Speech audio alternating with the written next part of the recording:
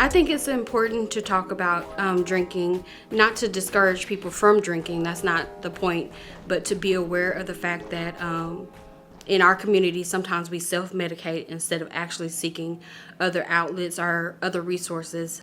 And people are using alcohol as a way to relax from the stressors that go on in their community. It's accessible more than maybe your mental health or your yoga classes or your gyms in some small communities. So I think it's important to get the conversation out there and see, if there is other outlets that we can encourage that might have more benefits than just drinking. Gives us an outlet to just express the way we feel about it, and then others can hear it as well, and then they'll be able to make a sound decision as to what decisions to make in regards to alcoholism. We gotta heal. We gotta heal as a community, but also individually, because believe it or not, barbershops are there to be able to talk about anything and everything. And so if we can't talk about it in a barbershop, where are we gonna talk about it at?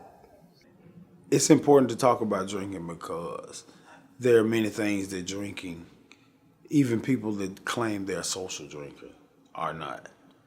And there are warnings on things for a reason. You may not take heed to them, but they're there, and you need to be aware of it.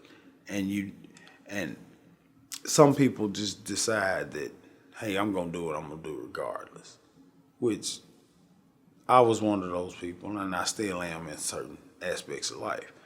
But being aware of what it can do to you and the consequences of it could be impactful and bring about change.